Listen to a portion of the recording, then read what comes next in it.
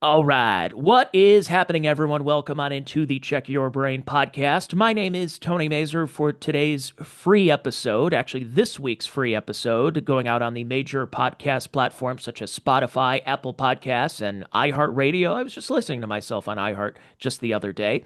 I'm also on YouTube and Rumble and X. So go follow me over there if you have just happened to stumble upon this. And if you want more content from me, go over to Patreon at patreon.com/Tony Mazur, TonyMazur. You can subscribe for free, but most of my content is indeed paywalled. Today's episode, though, is free for you folks. Again, patreon.com/Tony Mazur. All right, enough about me. Let's get to my guest. The good news, I love talking to her. She's a frequent guest on this show. The bad news is every time I have her on, we're talking about something negative. It's nothing positive. It's nothing pleasant to discuss. But she's a great person, and if you want to go help her out, is her GoFundMe. I've had her on the podcast a number of times. Her name is Sarah Braasch. GoFundMe, go look her up there and check if you feel so compelled. Check out her story in previous episodes we've done about the race hoax that was going on while she was in college and what she's had to deal with these last it's been 8 years now, right? 8 years. So Eight years. if you want to go check her out, of course, the GoFundMe. There's her YouTube page, which also has a link to her PayPal. It's paypal.me/Sarah Braasch, Braasch. And today we are going to be talking about something that, again, it's not very pleasant. No one's a winner in this situation, but all of this stuff could have been avoided. We're going to be talking about Jason Arday, but before we get to that, for people who've just stumbled upon the channel, reintroduce yourself to the audience. Sarah, who are you? Give us the elevator pitch about all things Sarah Braasch today. Yeah. So in a nutshell, a comedian once described me as the Karen. Whatever that means. Yeah.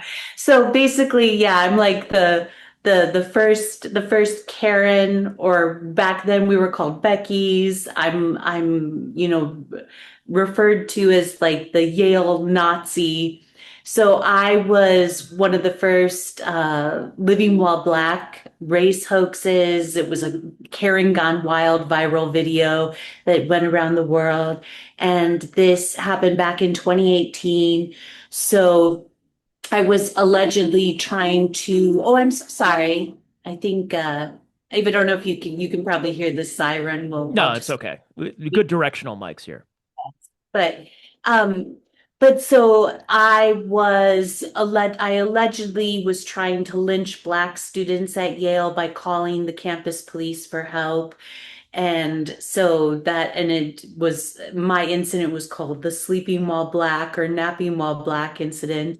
And so was subjected to just this basically global vilification campaign that's ongoing to some extent. Of course, that was 8 years ago. It's not nearly as bad now as it was then, but Yale is still doing crazy stuff to me, and I still pop up in the press. And definitely in academic journals, which is what we're going to talk about today. So yeah, so this is I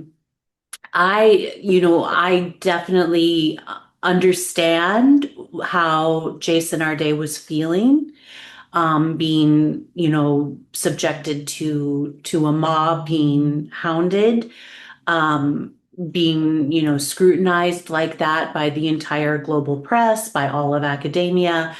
It's I mean, I almost killed myself an untold number of times for sure.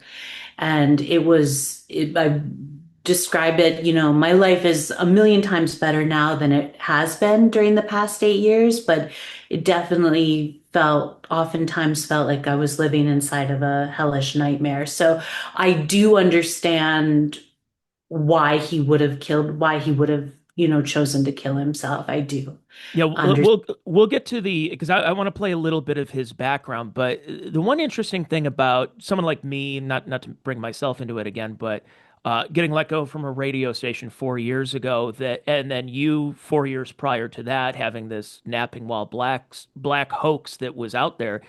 It was We were in this era, and I guess we still are to a certain extent, of trying to find an example, trying to find anecdotes and use them as empirical evidence as to a larger pattern, which is not really the case. And the thing is with Jason Arday, a lot of his credentials, it seemed to be pretty falsified and like verifiably falsifiable. You can find the evidence of a lot of these claims, but we wanted to, as a society, pretend that no, isn't his story amazing? How much he overcame. But it turns out, in from what happened with you, what happened with Nicholas Sandman, what happened with Jussie Smollett, we lived in this era of these fake hoaxes, these hoaxes, these race hoaxes. And Jason Arday happened to be kind of on the opposite side of that. And unfortunately, his life came to an end over the weekend, as we found out. And they're talking about how this was a witch hunt, kind of what happened with the Princess Diana and Dodi Fayed back 29 years ago. But I wanted to play a little bit for people, just for posterity, for people who don't know the story of Jason Arday. I'm going to play this clip from the BBC, how he became Cambridge University's youngest ever black professor. I always felt it was a privilege to have a period of 11 years where maybe I couldn't speak and I couldn't converse in a way that everyone else could, because it allowed me to see things in a different way. Professor Jason Arday was diagnosed with autism spectrum disorder at the age of 3. He couldn't speak until he was 11 and read or write until he was 18. Throughout his early years, his parents continued to believe in him.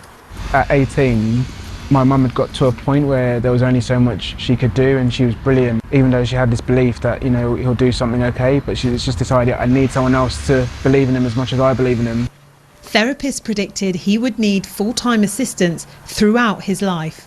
How wrong they were. You okay? It was this man, college tutor Sandro Sandri, who helped teach Jason to read and write at 18. I'm just so happy for him.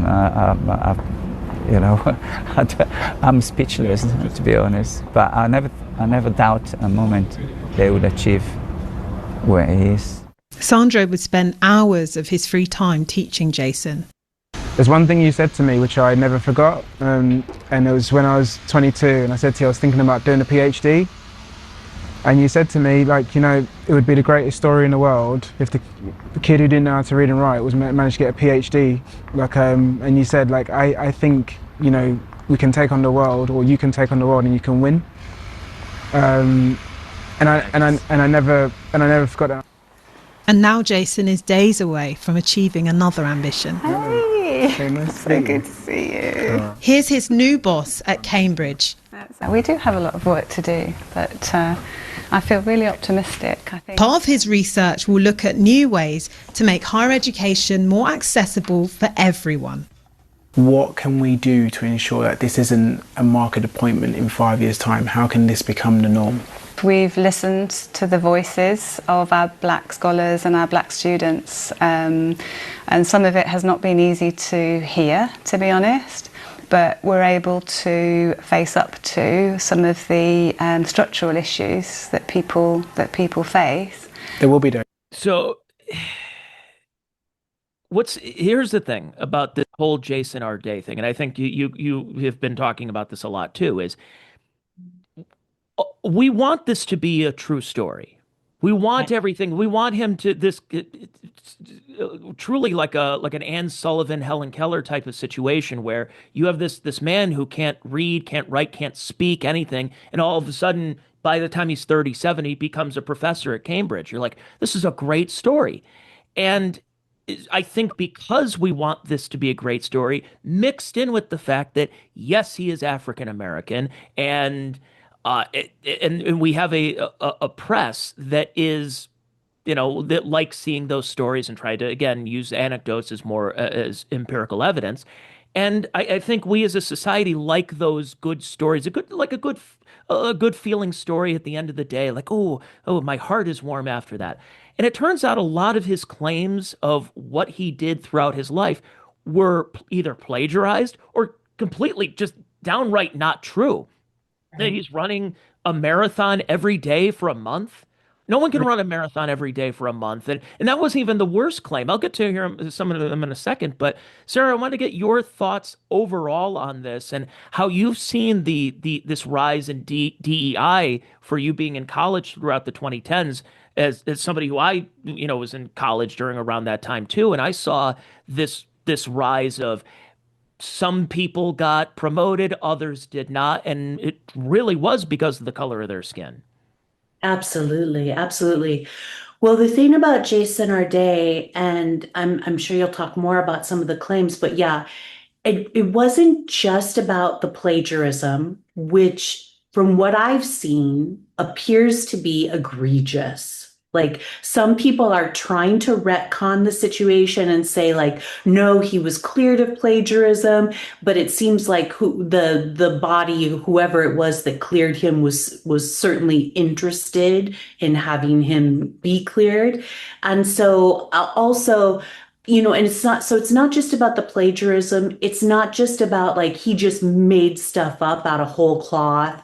It seems like some of his interviews about how, with Black people who had allegedly experienced racism, some of those interviews were just completely made up out of whole cloth, and he recycled those interviews in his work. So it seems very clearly that he perpetrated egregious plagiarism. He perpetrated egregious academic fraud. So, but the thing about it so I certainly think that makes him, I think he's definitely a race hustler. He's a Sean King style race hustler. Ibram X. Kendi. Yeah, he's the UK's version, Cambridge's version of Ibram X. Kendi, 100%, where he's basically just, taking advantage of the woke DEI lunacy, the mass hysteria, this moment of mass hysteria that we're living in. And he's taking advantage of that. He's a race hustler and he's taking advantage of it for his own personal gain. But the thing about him that made me feel so much rage towards him, what he did, and which I really, really ascribe nefarious intent to him, to his actions, to all of his actions, including the lies, including the, being a fabulous, is that when he was confronted, he had opportunities to come clean and to make things right. And he could have handled this privately. But when he was confronted by different persons, different bodies, of persons about the plagiarism and about the academic fraud and about all of, those discrepancies in his work, not even about the lightweight nature of his work, which is certainly true as well. It's basically just woke DEI gobbledygook nonsense. What isn't plagiarized and what isn't completely made up out of whole cloth is just woke DEI gobbledygook. This is what it's like being Black in the UK. Basically, those were his thesis. Right. Exactly. 100%. But the thing is, when he was confronted, finally, including there's this times of higher education or higher education in the Times or whatever the particular branch of the Times is. The journalist Jack Grove brought this to light, and then also someone with whom Cambridge had ill dealings.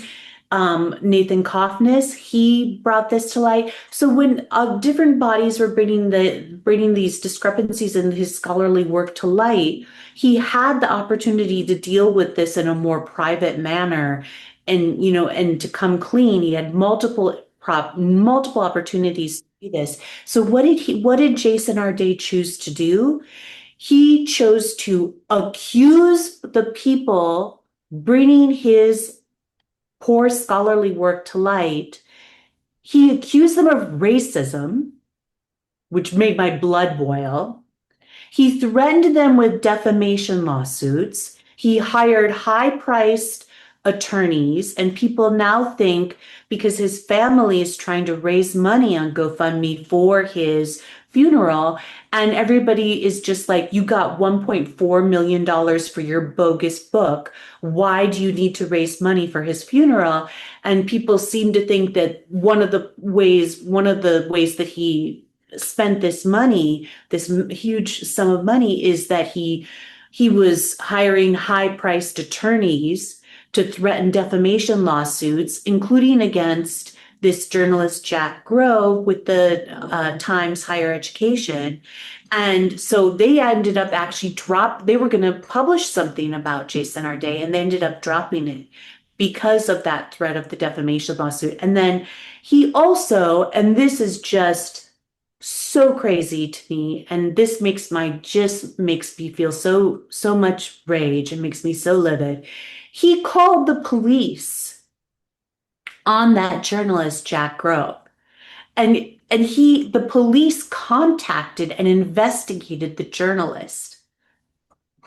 And that, Unbelievable. obviously, that has been like what is so crazy making about him having done this, Jason Arday having done this, called the police on a white person, a white journalist, to, basically get them criminally investigated for allegedly being racist, is that, of course, one of the huge pillars of the entire BLM movement and the woke DEI era is that it just was all about defund the police, abolish the police. It decimated the police. There was a mass exodus from policing in the US. We were living in a state of lawlessness. We had you could get away. We dumbed down our laws to the lowest common denominator, and you could get away with, they basically decriminalized a huge amount of theft. It was crazy. They're still doing it. They still, like, in some states, Black people will just walk into stores and they know what the limit is, where they aren't going to be stopped as long as they steal under that limit. So they'll just, grab and dash. And so the whole thing was that, the police, you can't call the police. You can't hold Black people accountable. You can't expect them to follow the law, and this is because, the police are just murdering Black men left and right. They're murdering unarmed Black men. And even now, and our friend Wilfred Riley talks about this all the time too, is that if you ask liberals about, how many unarmed Black men do they think are murdered by the police every year, a huge number of them will say like 10,000. A million, yeah. It's incredible. And you say it's not that much. No, it's like 12 people. It's like 12 men a year or something like that. And it's not that all of those 12 men they're just unarmed Black men that get shot by the police. It doesn't mean that they were innocent, right? But so the fact that Jason Arday chose to call the police on this white journalist, Jack Grove, and have him criminally investigated, that to me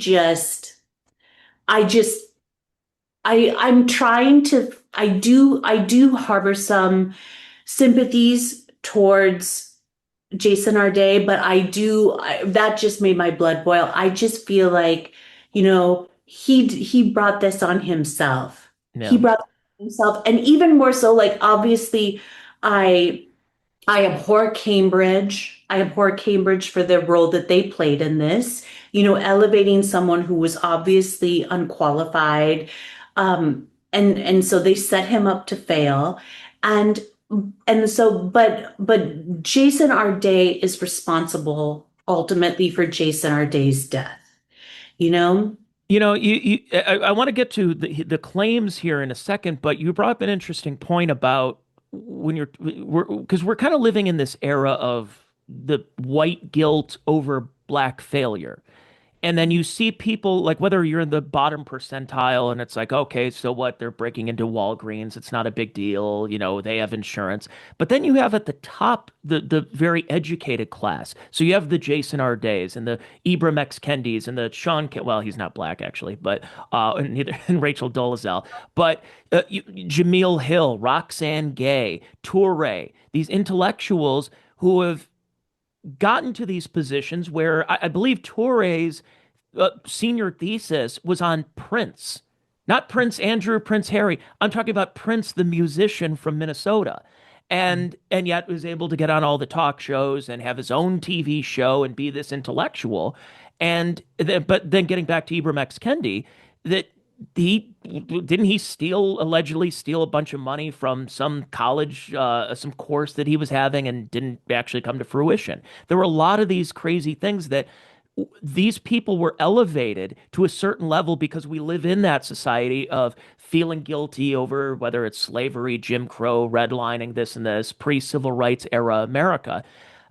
Understandable for a lot of it, but I think they truly took advantage of the goodwill that a lot of people, whether it's in academia or just regular old people, had for them, and they took advantage of it. And that's why people are so upset about what happened with Jason Arday prior to, of course, his suicide over the weekend. That's right. You are 100% correct. And pretty much all of those people attacked me relentlessly. Toure did, Roxane Gay did, and Jamel Hill did. They all did. And by the way, it should be noted that isn't Roxane Gay's sister the one who was at Harvard? Yeah. And she also plagiarized her her dissertations. They're cousins. Oh, cousins, yes. Claudine Gay was the president of Harvard, the one who also got caught for plagiarism. And they're cousins, and they come from this extremely uber wealthy family from Haiti. So these are incredibly privileged people. And so then they're coming to so Roxane Gay is an anchor baby, and they're coming to the US. And then they are the biggest beneficiaries of, or they were, of affirmative action.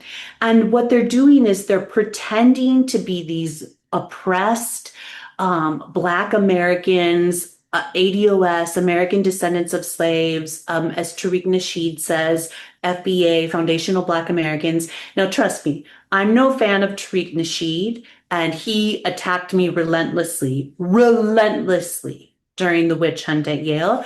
But the one thing that I will point out that I agree with him on is that he is vicious and relentless with these super privileged Africans and new immigrants from the Caribbeans, like Roxane Gay, like Claudine Gay. He abhors Kamala Harris.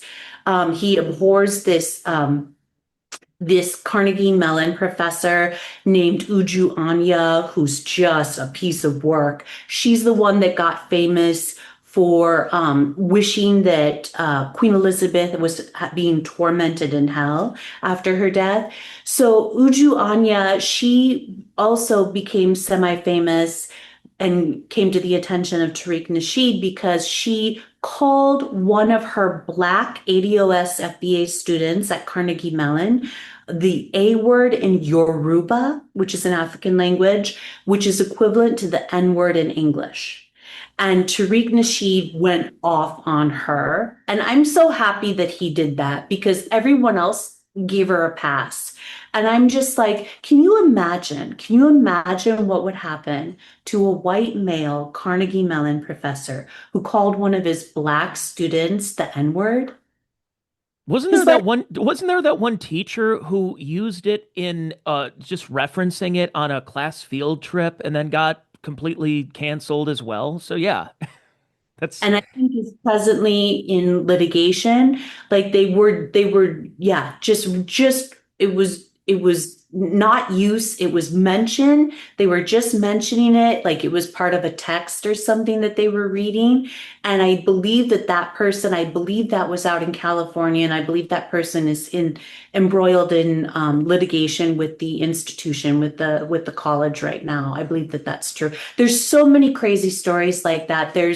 I think it was Korean. There was a Korean language professor. I believe this was also out in California, which probably isn't that surprising, who just spoke like a Korean word that sounds like the N-word. I remember this. Yeah. And they also got in trouble. Now, I don't remember the extent to which they got in trouble, but I know that students like reported them, to the administration, and they had to like at least I had to like explain, that they weren't saying the N-word. They were saying a Korean word that just happens to sound like the N-word. It's crazy. And so, what I wanted to say was that I think that the BLM Living While Black race hoax, which is what I call all of these instances, right? Well, BLM stands for buying large mansions. Yeah, exactly. That's right. That's right. That's exactly right. Oh, BLM is just makes me crazy. It's crazy baking because it's just they're Marxists, but they're grifters. And they're also think they're speaking for Black America. And that's Right. that's what's actually really insulting. And you talk to actual Black Americans by saying these people just used us for how many years, and now they have three mansions in Beverly Hills, and they truly feel betrayed about what's going on. And that's why I think when you look into the academic area of this, and with you being an academic, I wanted to share some of the claims that were made by Jason Arday, because this is what he got in trouble for, and why it's not even so much trouble. It's because I heard, I've been watching your tweets about it, and I was listening to Tom Woods talk about it last week, and why this is so bothersome. And it has nothing to do with being that you're racist against someone like Jason Arday. It's you feel betrayed because of how much work that you and Tom and so many others put into your career and your dissertation, and just getting somewhere in life, and then you realize this guy just completely jumps over everybody based on the color of his skin and some of the things that he claimed about his life that turns out are not true. So here's some of the claims. According, I put it in Grok. I said, what were some of the things that seemed to be falsified about Jason Arday? So, plagiarism in his 2015 PhD thesis. Analysis identified over 100 reports cited passages that were identical or nearly identical to a 2009 thesis by Paula Zwadziak-Myers, sometimes retaining errors or rearranging text, including elements of the title. Liverpool, John Moores investigated and did not uphold deliberate plagiarism in the PhD stood, but critics presented detailed side-by-side evidence. Arday attributed problems to inaccurate or inadequate supervision and autism-related mimicry. Problems in published papers. Interview quotes closely match those from other researchers or repeated across Arday's own studies attributed to different people. Some data was impossible. False funding declarations. Two papers received corrections. Claiming false or denied academic posts or qualifications, claimed visiting honorary professorships and positions at Nelson Mandela University, University of Glasgow, Ohio State University, just 2 hours south from where I'm broadcasting from, and Durham University. Also, a master's in psychodynamic counseling from Birkbeck. Cambridge investigated these after new information emerged. Non-existent book claimed authorship of Being Young, Black, and Male, challenging the dominant discourse. No evidence it was ever written or published. And I'll get to some of the other claims here first, but how crazy does it drive you, Sarah, and others in your position of seeing somebody who openly plagiarized, almost word for word copy pasta of somebody else's work, taking credit and getting so much further in this, especially nowadays? It's one thing if you were a plagiarist decades ago when you didn't really have the internet and you didn't have something you can plug in easily. Now with AI, now you can just find things almost word for word within seconds, and still did it and still was so uh very defensive over it. How do you feel about this? Oh, obviously it just makes my skin crawl. It just makes my skin crawl. And also not just for me personally, but they've destroyed academia. And oh, and I was going to mention, like with the BLM Living Well Black race hoax, this was the dumbest thing that Black people in the US ever did. Because I think that most normie white people in the US did feel, obviously felt because they've been feeling so much white guilt, did feel a sense of obligation to do right by Black people in the US. I think that that is absolutely true. Well, as evidenced by our laws, by affirmative action, by the entire civil rights, act regime. So, and so like what makes me so angry about what Jason Arday did, and what I keep saying is that, the media and academia are trying to act like he's an extreme outlier. He's not. There are thousands, and Nathan Kaufness made this point really well too, really beautifully, including on Megyn Kelly's podcast that he was on recently, is that there are thousands and thousands of Jason Ardays across the Western world in our universities, especially here in the US. And just like, just like Black people destroyed race relations and policing in the US, not just Black people, because there were a lot of white libtards basically that Fellow participated. travelers, yes. Yes. But it's like they destroyed race relations and policing in the US, these really important institutions to our society, by perpetrating the BLM Living Well Black race hoax, and these Jason Ardays who have been taking advantage of the woke DEI insanity, particularly in our universities, for their own personal gain. They've destroyed academia. They've destroyed academia. It's not just about there's me, of course. I do think it's a particularly egregious case because academia literally created, this is not hyperbole. Academia literally created a get Sarah Braasch killed industry. Like the number of papers and books and journal articles that have been published, about me. It's crazy. No, but I mean, look at the reaction after Charlie Kirk was killed last year. It's almost a year now, and the reactions were that he was this far right, racist, Hitlerian figure when he was a kind of a moderate Republican Protestant Christian. But you wouldn't know that because of the people out there, these bad actors who put that stuff out there. So now Charlie Kirk is a meme, unfortunately, because no one on the right ended up crushing their enemies like they should have, like the left would. That's because they're not, they're not playing to win. They're playing not to lose. And when you play prevent defense, you're probably going to give up a lot of points.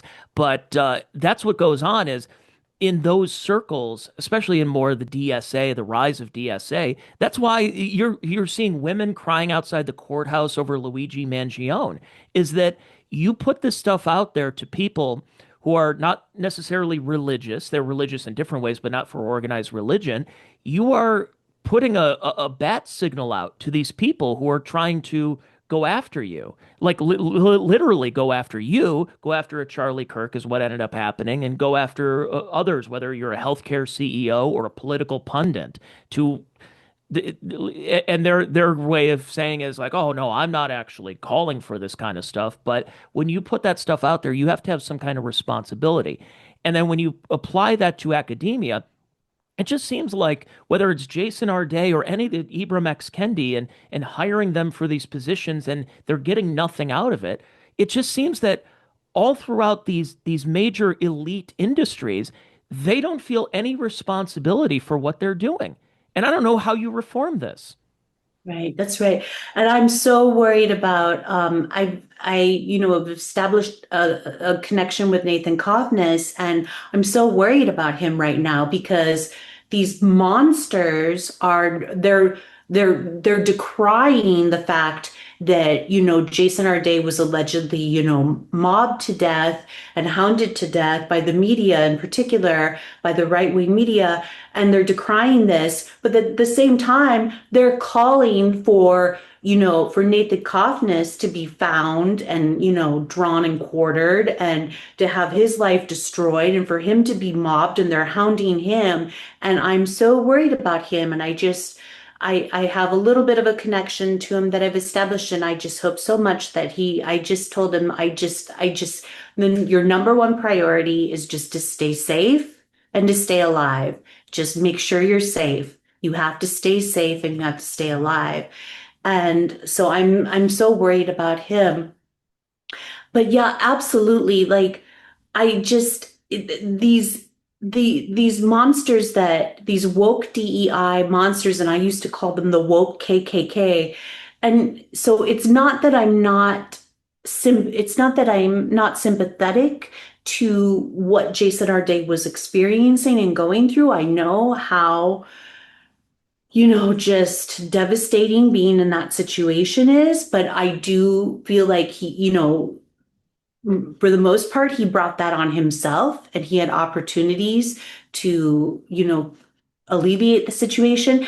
And so, and of course, for me, obviously, my view is that I was the, completely innocent victim of a race hoax. So I just which completely devastated my life. My life I've never been able to rehabilitate my life.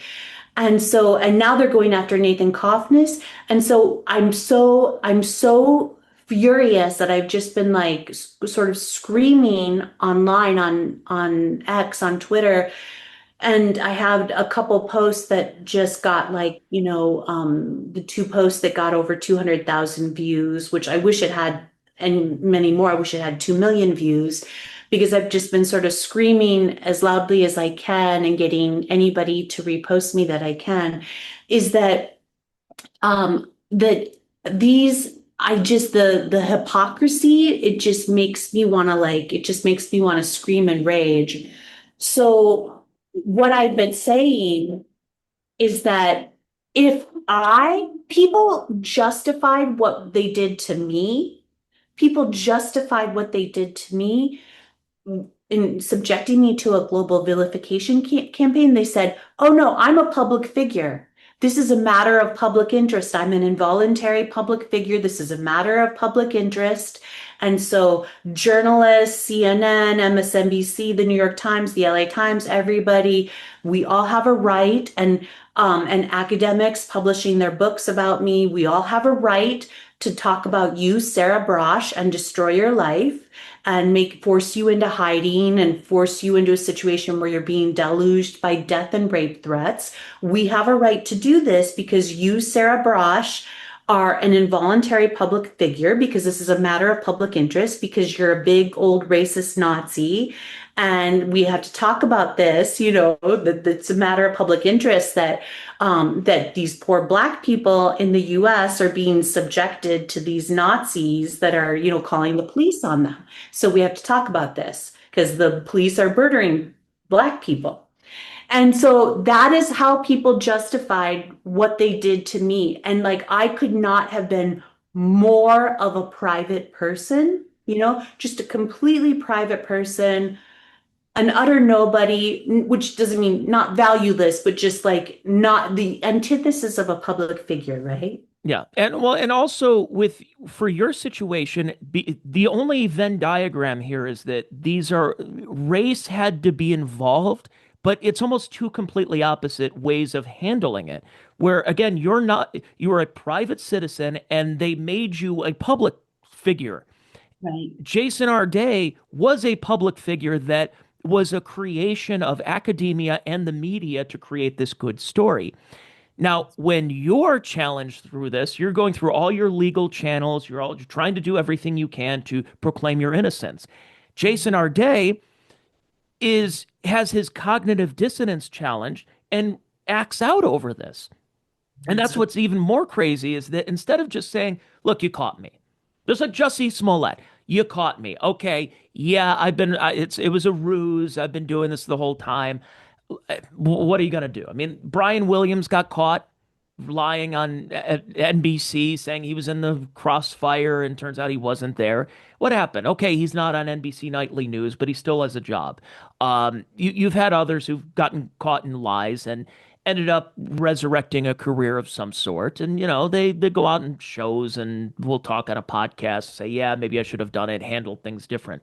Instead, here's what we don't have a conclusion of this. And the only conclusion with Jason Arday, it seems that he was even more guilty about a lot of his claims.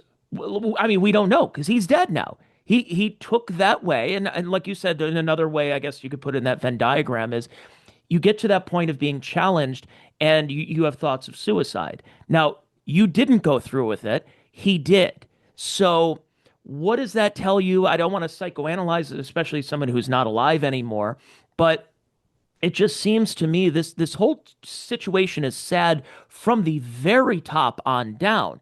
And it's not like because I think that another difference is between Jason Arday and Sarah Braasch is that you were being hounded by an unfair media who was trying to make an example of you of being this Nazi, being whatever, whereas you have a media that finally, after all these years, challenged Jason Arday. They weren't even, I didn't even see people being vicious about it. They're like, hey, because I've worked in media. I've seen people be vicious. They were not vicious. They were like, hey, we just it came across an inconsistency here. And it was, well, you don't like me because I'm black. You don't like me because I'm an educated black man living in the West. And you go, really? That's how you're going to handle it? Even at this level, even after all you've been through and all what people have given you, this is how you react to this? I don't know about that. I don't know. You're exactly right. You're 100% right.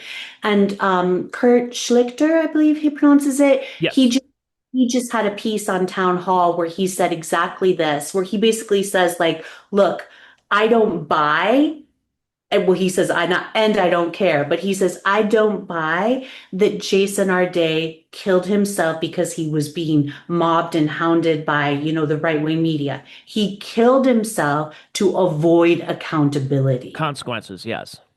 He killed himself to avoid consequences. And the shame of being outed as this race hustler. And now he's a martyr. If you look go on Google News and just type in Jason Arday, the tributes of a young man who was harangued by all this other, and you go, wait a second. There's more to the story instead of just the headline. And they're making it seem like he is a martyr who is the victim. Like, again, I mentioned about Princess Diana that, oh, it's because the paparazzi were hounding her in that tunnel and they crashed their limo. And that's not what ended up happening. He just apparently couldn't handle it. And who am I to say when it comes to mental health? I think I've handled myself better, I guess, than other people. But that's a case-by-case situation. Maybe he was a very fragile individual in the first place. It is sad overall. The whole thing, your story, Shiloh Hendricks' story, Nicholas Sandmann and Jussie Smollett, all of these stories absolutely could have been avoided. But we live in this culture that wants to make an example of white supremacy, and they're trying to push all these things of that you're not supposed, don't believe your lion eyes, and then when you finally call people out on their BS, as we saw with Jason Arday, he takes this route. And again, it's sad overall. I wish we didn't have to talk about this, but it's honestly, it's almost not even his fault. You mentioned that earlier. I have sympathy and empathy for someone like Jason Arday that he went through this. He was an individual who made all these poor choices. The problem is he was affirmed by these elites who pushed him in positions that he did not deserve to be in. Definitely, absolutely. And what I think that this is a really great way to segue into so what do we do about this? Yes. How do we reform this? Yeah. And I've been posting a lot about that, including in these tweets that went sort of mini viral, is that there has to be accountability for all of these Jason Ardays. It's not just about the Jason Arday. There has to be accountability. And I think that I really believe that people have to go to prison. Some people. Yes. At least some people have to go to prison, the most egregious examples of the fraud, because I really believe it's SPLC style fraud, the Southern Poverty Law Center. And there was just the one former leader of the Southern Poverty Law Center that was just, I believe, arrested and is being prosecuted for fraud. And it's specifically because they were basically going to donors and telling donors, we need to raise all this money because we've got all these Nazis running around, like Sarah Braasch and the Southern Poverty Law Center called me a Nazi. We've got all these Nazis running around, threatening Black people, calling the police on Black people. They're going to try to murder Black people. So we need all this money from our donors. So they got all this money. And then what the SPLC was doing is they were actually funding the Nazis. They were buying the hoods and the tiki torches. They were perpetrating the BLM race hoaxes so that they would have something to be upset about, so that they could go to their donors and say, look at this horrible, it's the Cobra effect, which it's famously happened in India, where they had a cobra problem. So the government started paying people to kill cobras. So as soon as the government started paying people to kill cobras, then everybody started breeding cobras. So then there wasn't enough anti-Black racism, especially in the US. And so people had to make money off of the woke DEI industry. They had to create the racism, the anti-Black racism, so that they could get donors and get money from the federal taxpayers. Like, it makes me sick. It's not enough to be passively not racist. You have to be actively anti-racist. That was the Libertarian Party who said that 6 years ago.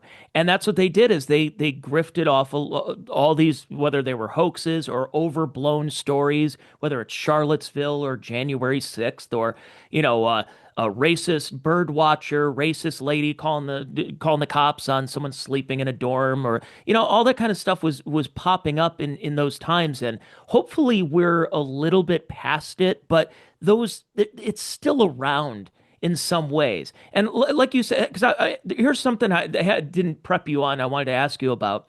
But around this time, 15 years ago, at Penn State University, it came out that their assistant football coach, Jerry Sandusky, had some, let's just say, inappropriate actions with children. He was a football coach. He was a defensive coordinator. They used to call it linebacker U. All the great NFL linebackers came out of Penn State, and Jerry Sandusky, who was the assistant coach under Joe Paterno, this legendary coach, it was assumed that Sandusky was going to take over when Paterno eventually retires. But then all of a sudden in 1999, he stepped down. He stepped away. Yet he kept coming back to the school and doing these youth football camps. And then it came out, Mike McQueary, who was a former football player, and there were very credible at the time allegations about child sex abuse by this coach, this Jerry Sandusky. And it turns out, yeah, this was going on. And not only that, players knew about it. Coaches knew about it. The administration knew about it. And for literal decades, they covered this up. So I remembered when that story broke, the first thing I thought is everybody needs to get fired. Not only do they need to get fired and be held accountable, they need to face legal action, and you need to take that football team away from them. You might even have to get rid of the school. And instead, what ended up happening? I think a couple of people saw, like Jerry Sandusky saw jail time, but ultimately everybody got a slap on the wrist. The football team they were banned from the playoffs, I think, for a couple of years, and their recruits got to go elsewhere. And I just looked back at that going, for what that school knew and that community that went out and supported Jerry Sandusky and Joe Paterno over this and saying that, oh, they didn't know what was going on. How dare you accuse them? Turns out it was from the top down they knew this, and they purposely covered this stuff up. So that's where you get into, when you're in academia, how often a lot of these things, whether a Jerry Sandusky is something as egregious and horrifying as that was, all the way to a Jason Arday, how much of this is happening at the schools, the John Carroll University or Baldwin Wallace that are down the street from me right now? How often is this happening, and that in academia, the administration continues to cover for them? It's everywhere.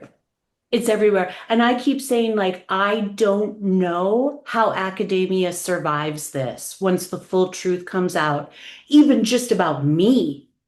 And because, like, there's literally thousands of professors that need to be fired, if not imprisoned, for SPLC style fraud for what they did to me and Amy Cooper. And I have a personal connection to Cambridge that I've been posting about. Is that in 2022, this was about a year before they made Jason Arday a full professor at Cambridge, Cambridge University Press, and they 100% knew what they were doing. And that's the thing, like you said, people know what they're doing. They know. They're pretending like they don't know. They're being disingenuous, but they know exactly what they're doing. They know that I'm innocent. And so Cambridge University Press in 2022, they tried to drive me to suicide. And I make no bones about that because they published this BLM race hoax book by this law professor here in the US named Sean E. Fields. He was at Campbell Law School at the time. He's now at California Western Law School. And this book is completely asinine and ridiculous, and it's ludicrous, and it basically accuses me of trying to lynch Black students at Yale because I called the Yale campus police for help. And it is, when this happened in 2022, when I became aware of it, and then I sent cease and desist letters to Campbell Law School, to Cambridge University Press, to the specific editor of the book, to Sean Fields, the professor. I sent cease and desist letters to everybody, and I basically was just begging them. I said, I am innocent. This was a race hoax. My life has been destroyed. I'm struggling to stay off the streets. I'm struggling not to kill myself. My human and civil rights, academic and legal careers are over, completely destroyed. My reputation is ruined. I said, I can't take any more abuse. I can't take any more abuse. And I said, I am literally, this is in the letters. You can read it. They're in my blog posts online, which I also posted on like X. I literally say, I am literally begging you not to do this to me because I'm suicidal and I can't take any more abuse. They don't care. And that's the thing that makes me so angry about these monsters in academia that are like, this was a lynch mob against Jason Arday. You lynched him. Like Ibram X. Kendi came out with that piece where he said, the right-wing media lynched Jason Arday. They murdered him. And it's just like, it makes me so insane because that is what they did to me, and complete innocent. And they knew what they were doing, and I begged them not to do that. I said, please don't publish this. I can't take any more abuse. My life is just completely devastated. I have nothing. And I've been vilified on a global scale for years, and I just can't take anymore. And so it just makes me so crazy and so livid and so angry. And it just makes me scream and rage when I think about it. So I have to, pace myself. Yeah. I mean, it's projection. It's every accusation is an admission. Is basically Jason Arday's story is almost like what happened with you and others, and just they're using that to mimic your story of what you went through and say, oh, there's blood on the hands of the white right-wing media, and it's like, yeah, well, what do you? That's what I always say this. If something happened, like with getting back to Charlie Kirk, that this was a good man. This is a good man who was killed. Not getting into conspiracy theories, but he's dead, and people celebrated it. And not only people celebrating it like an Ibram X. Kendi or these Jameel Hill and all these other jokers out there, but your next door neighbor celebrated it. Someone you went to high school with on Twitter said, "Good, F him, glad he's gone." Your coworker said something like, "Oh, he was a Nazi, he was a racist podcaster. Why are we celebrating him?" And I thought, if something happened to me, or if Yeah. something happened to Sarah Braasch, where if something, God forbid, did happen to you, not to get into it, but how do you think that you would be treated in the media? I mean, Oh, they would be jumping for joy. They would be jumping for joy if something happens. If someone found out like, oh, Tony Mazur is a racist podcaster, and somebody happened to pick me off at some way, uh, how do you think I would be covered? Would it be like, oh, Tony was a good man, he was a good husband, he was a no? It would be like racist podcaster dies from gunshot wound. You go, that's how they would view you. And that's how they would view me. And that's how they would view so many other people. And that's why they say Kevin Deanna talks about it. AJAB, all journalists are bastards because they're part of the people, the chief propagandists in pushing this narrative that, oh, it's the white supremacy that they're pushing on here, and that, oh, someone like Jason Arday is he's a figure who was with this patriarchal all these academic words that no one had ever heard of 15 years ago, that they all have to spew this stuff. And you go, ultimately, at the end of the day, he was somebody who was obviously an intelligent enough person. He wasn't stupid. He wasn't a mushmouth. He was intelligent enough, but also a very sensitive person who got to where he was with no qualifications for it. And it's unfortunate what happened to him. But it's also unfortunate what happened to people like you and Amy and all these others who just were victims of circumstance and victims of a media that was trying to make an example out of white America or just white Christendom, because obviously our day was over in the UK. that's right. That's right. And that's why, like, I just think that I don't care if if the universities in the US get destroyed, because I've heard people say this, and I think that it's true, is that if something can get destroyed by the truth, then it deserves to be destroyed. And maybe we are at the point now where the universities save, maybe like some of the STEM departments are we just need to wipe the slate clean, I think.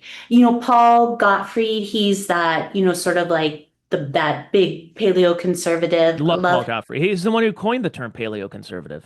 That's right. And he was just on Rufo and Lomez, and he said that about the universities.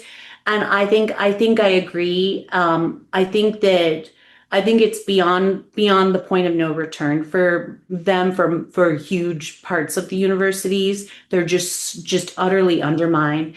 Oh, and I want to tell you this. It was so funny.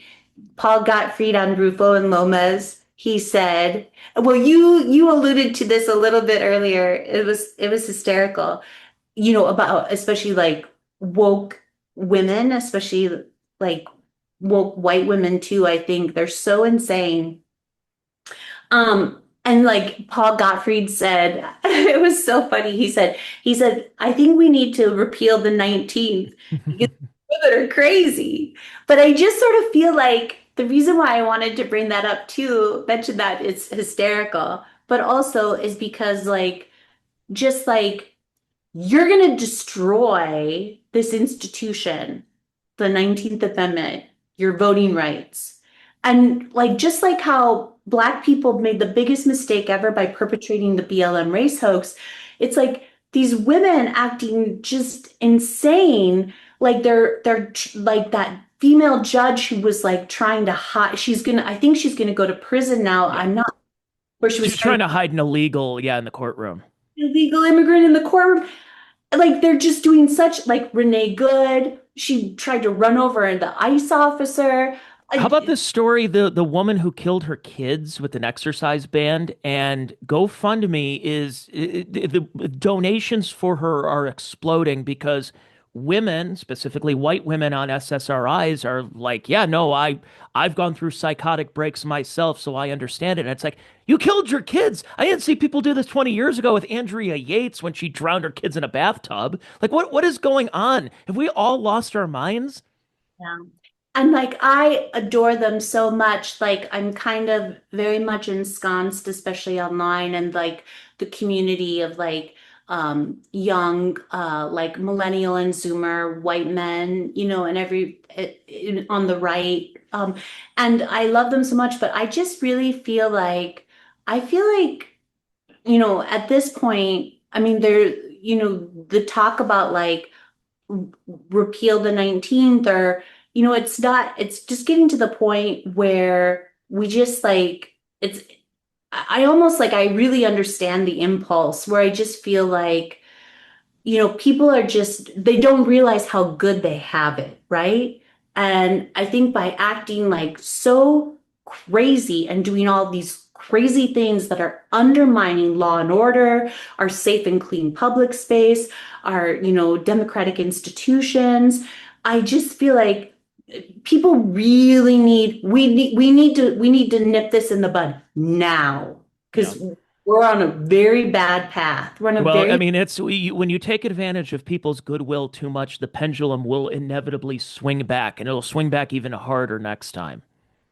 Right. And I don't blame these guys. I completely understand this rhetoric, which sometimes can strike people as sort of inflammatory, but I get it. Like, and it's the same thing with immigration. Like if we don't fix this problem now and begin implementing remigration, and getting all of the not just the illegals, but we need to address legal migration too, and getting all of the, you know, um, basically fraudulent H-1B visa holders, F-1 visa holders in the universities. We need to get them out of the United States. And I just think that like we're just getting to the point where we're in such a state of like lunacy and chaos that I think people are getting to the point, like normies are getting to the point where they would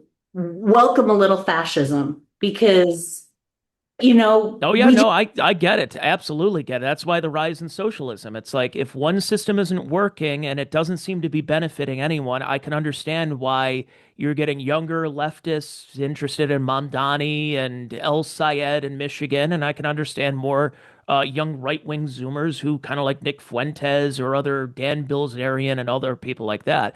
But yeah, actually, that's one of the last things I wanted to ask you here about academia and immigration, because one interesting thing that we are seeing right now, that college admissions are dropping.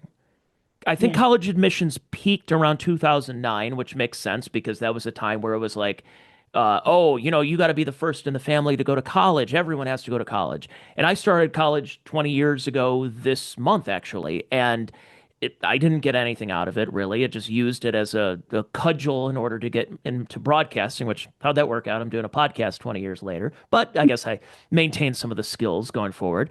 Um, but in college, there was that time where it was just, especially in the 90s and then the 2000s with the millennial generation, is you got to go to college, you got to get your degree. And if you don't get your degree, you're going to be a loser who just smokes pot and works at a gas station. And it turns out that a lot of the people who ended up going to college, getting their degree, didn't really major in anything that was worth a damn, especially in the rise of AI and automation and H-1Bs, that now they're working jobs that have nothing to do with their major, that they spent six figures in college. And, they talk about Pell Grants and everything like that. But the the whole thing with academia now is we're at an interesting point because college admissions are dropping, not because people are saying, I don't want to go to college, I'm going to join a trade. It's that people aren't having children anymore. And 18 or 19 years ago was when the iPhone was released. And because of the iPhone, and you're seeing people, pull up pornography and doing God only knows what instead of going out and actually meeting people and procreate, getting married and procreating, is that we're going to see this drastic drop in academia, which is great in one way, but then I think is you're going to see this massive rise in importing more people from India and Pakistan and from Haiti and all these others into in China, of course, into these academic institutions because they're like, we can't afford this. We have all these, we had record high attendance in 2009, and here we have dropped. We have to replace these people, and well, they're going to end up replacing them with a lot of foreigners. So I think that's one's a white pill of eventually they're going to have to start reforming, but the black pill is they're probably going to have to tap into foreign markets in order to bring them over here. So, and I well, and I don't have numbers to point to, but I really, from my lived experience, I just really question that narrative because, like, I went to the University of Minnesota in Minneapolis in the 90s, and I got two summa cum laude engineering degrees, one in aerospace and one in mechanical engineering. And I'm like, I grew up as poor and, abused and downtrodden in a religious cult that you could possibly be. And like, found a way to, and at that time, just based on your academic record and your test scores, and I was a participant in gifted and talented programs in public school. I was able just to apply to the University of Minnesota and get into their advanced program in the Institute of Technology. And I was typically, especially like in the first and second year undergraduate courses in engineering, in mechanical engineering in particular, I would be like one of like two or three women in a class of like 100 plus. And almost all of them were just, corn-fed, Midwestern, white boys, super smart. So I always tell everybody, I try to scream it from the rooftops. We have the talent. We have the talent in the US. And it's crazy to say that we don't have the talent. We have all the talent that we could ever want and ever wish for. We have systematically excluded those young white men in particular from the workforce, from tech especially. They can't get jobs in tech right now. And so I get really upset when universities try to pull that. We do not need to be importing all of these foreign students on F1 visas, especially when it's basically just it has been. Trump is changing this. And actually, night owls and nightmare vision, right? No, not really.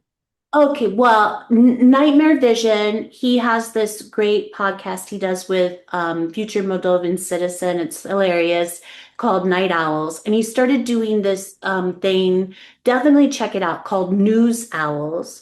And he releases it once a week on Mondays. It's really great. He goes through all of the news for the week, but mostly he's talking about all of the Trump administration efforts regarding immigration, both illegal and legal. And so it's fantastic. I definitely recommend it.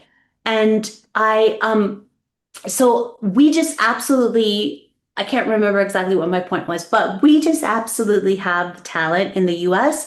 And it's ridiculous for universities to say, oh, we have to import all of these, foreign students on F1 visas who, oh, this was the point I was going to make, where they just, then with OPT, which is something training program, they basically, it's just a stepping stone to permanent immigration status. And now the Trump administration has put that to an end, and that's no longer going to be the case. And so I just think, and I learned that from News Owls, which is excellent. But I just think that, that it makes my blood boil when I hear people, not just universities, but also corporations, say that that they can't exist, that they can't continue, they can't sustain themselves without importing all of this foreign labor or these then you don't deserve to be. I heard that clip. You probably saw it too. It was weeks before Charlie Kirk died, and he's interviewing these businessmen, and they're like, "Yeah, we hire illegals. Yeah, but, I mean it's overhead, and most of our costs are for labor. So yeah, that's what we do." And you go, And it was so infuriating. I'm going, then we should nationalize your company then. We should nationalize your company. You should be deported along with them because if you are prioritizing the people who shouldn't be here because they get funded through NGOs and they get cell phones and cars and apartments and they don't have to pay for all the ancillary stuff, well, of course they can work at your vegetable canning plant for $5 an hour, and then you could at the same time call white people or just people who are already here lazy because they want everything handed to them and they want their burritos to be, God forbid, under $20. It's just like it's such betrayal of what we have built here in this great, I mean, it's truly a great country, and it's being gutted from within. And a lot of that started with that long march through the institutions, especially since 1913 and through academia. And that's what we've created these generations of elites who are absolutely unimpressive and are not in our best interests, who prioritize either foreign labor or prioritize other countries and sending money to other countries, and prioritize wars. I mean, where are the anti-war protests on college campuses? I don't see those right now. So it's very strange things that are going on right now, but hopefully this stuff does end up getting reformed. I don't. I'm hopeful it will, but we are running into a lot of roadblocks going forward. But Sarah, this has been great to talk to you once again. One of my more frequent guests who I've had on the podcast because you provide great information. And once again, here I'm going to share the page for you folks watching on YouTube and Wimple and X. That's her legal and living expenses fund.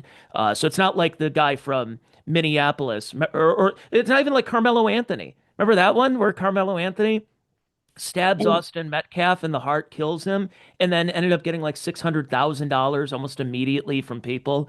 No, Sarah didn't kill anyone. She didn't do anything racial. She just this whole situation in the last 8 years had been a nightmare. I'm very happy to see you've coming out on the other side, making a success for yourself, living in a much more freer state down in Texas, and I really appreciate not only you being on here, but your advocacy on all these things. You're somebody who I don't, if you go back probably 10 years, you probably wouldn't have even thought of being in these situations that you were talking about civil rights law and that when something like this happens to you, and unfortunately it's happening to a lot of people, and that real world, real lived experience that's happening to people.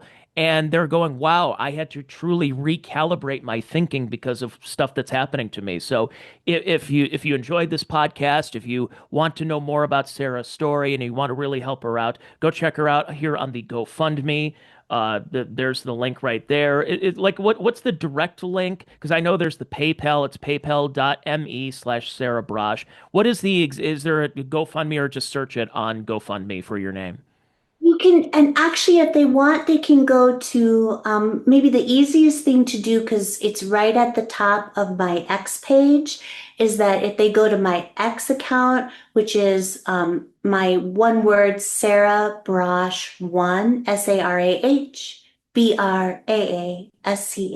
1. And then it's a link to my GoFundMe is right at the top of my X or Twitter page. So maybe that's the easiest. That's the easiest way to get there. But this was so much fun. I loved it. We started off with Jason Arday, and then we ended up talking about a little bit of everything. Oh yeah. Well, because it's indicative of a larger pattern that this isn't just like you said, it's not a one-off.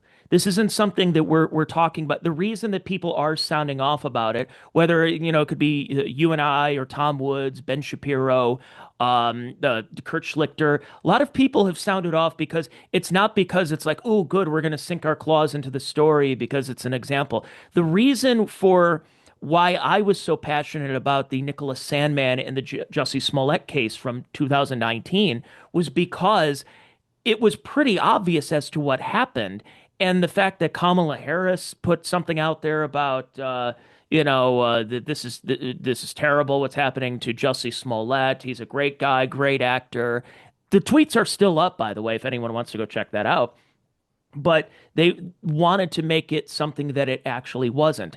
And I am in the business of trying to find truth. So if something is truth, if something, what's the plural form of anecdote? It's data. So if we have data, if we have patterns and pattern recognition, that's where we should actually talk about these things. I want to delve into truth and not prop up some things and degrade others just because it fits a particular narrative. I don't have a narrative. I want truth. And if you're not going to give me the truth, then gosh darn it, pardon my language, I'm going to find the truth. I love that. That's right. Well, there you go. There's Sarah Braasch one on X, and there's the link to the GoFundMe, YouTube, and the PayPal. So yeah, go check that out. And Sarah, once again, I really appreciate you coming on.